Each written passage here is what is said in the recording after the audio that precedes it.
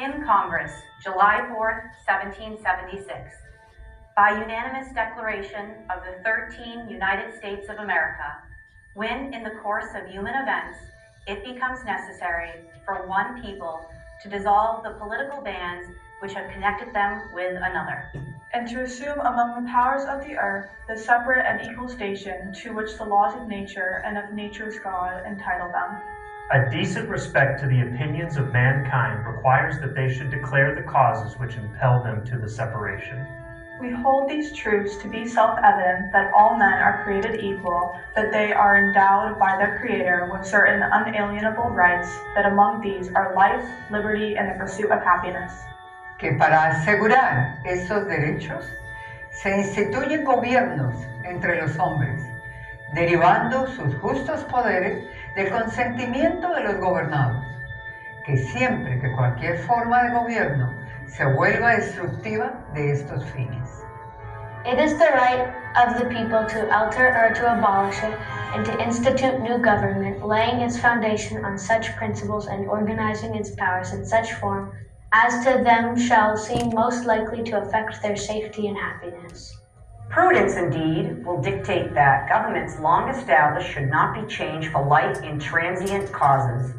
And accordingly, all experience hath shown that mankind are more disposed to suffer, while evils are sufferable, than to right themselves by abolishing the forms to which they are accustomed. But when a long train of abuses and usurpations, pursuing invariably the same object, evinces a design to reduce them under absolute despotism, it is their right, it is their duty to throw off such government and to provide new guards for their future security. Pendant longtemps, colonisateurs te supporté un pile souffrance ak un pile patience. Mais jodi a, situation rive nan yon point kote yon pa gen l'autre choix que changer façon gouvernement t'a dirigé avant.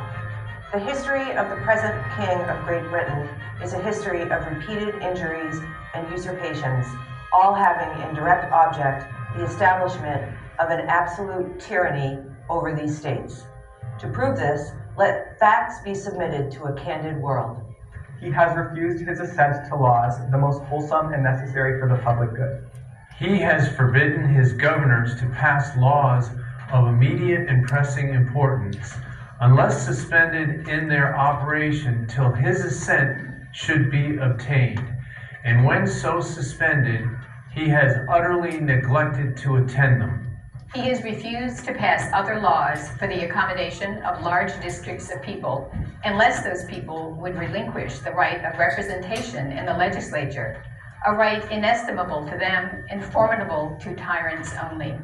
He has called together legislative bodies at places unusual, uncomfortable, and distant from depository of the public records, for the sole purpose of fatiguing them into compliance with his measures. He has dissolved representative houses repeatedly for opposing with manly firmness his invasions on the rights of the people. He has refused for a long time, after such dissolutions, to cause others to be elected, whereby the legislative powers, incapable of annihilation, have returned to the people at large for their exercise. The state remaining, in the meantime, exposed to all the dangers of invasion from without and convulsions within. He has endeavored to prevent the population of these states. For that purpose, obstructing the laws of naturalization of foreigners, refusing to pass others to encourage their migrations hither, and raising the conditions of new appropriations of land. He has obstructed the administration of justice by refusing his assent to laws for establishing judiciary powers. Ha hecho que los jueces dependan únicamente de su voluntad para la permanencia en sus cargos, así como para la cantidad y pago de sus salarios. He has erected a multitude of new offices and sent hither swarms of officers to harass our people and eat out their substance. He has kept among us, in times of peace, standing armies without the consent of our legislators, He is effected to render the military independent of and superior to the civil power. He has combined with others to subject us to a jurisdiction foreign to our Constitution and unacknowledged by our laws, giving his assent to their acts of pretended legislation.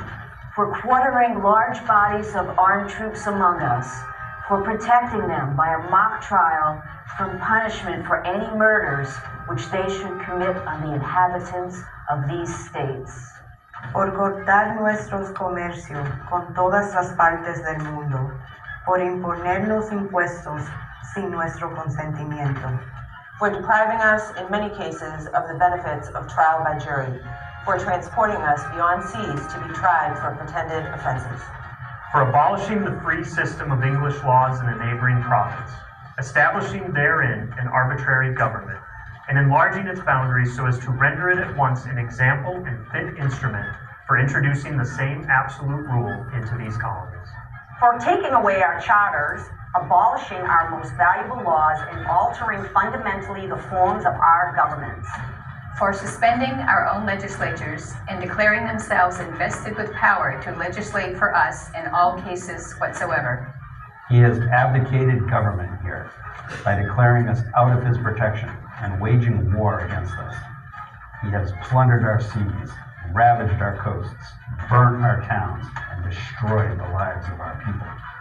He is, at this time, transporting large armies of foreign mercenaries to complete the works of death, desolation, and tyranny, already begun with circumstances of cruelty and perfidy, scarcely paralleled in the most barbarous ages and totally unworthy the head of a civilized nation.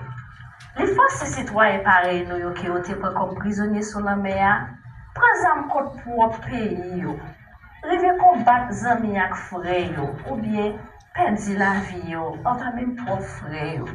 He has excited domestic insurrections amongst us in his endeavor to bring on the inhabitants of our frontiers, the merciless Indian savages, whose known rule of warfare is an undistinguished destruction of all ages, sexes, and conditions. In every stage of these oppressions, we have petitioned for redress in the most humble terms. Our repeated petitions have been answered only by repeated injury. A prince whose character is thus marked by every act which may define a tyrant is unfit to be the ruler of a free people. Nor have we been wanting in attentions to our British brethren. We have warned them from time to time of attempts by their legislature to extend an unwarrantable jurisdiction over us.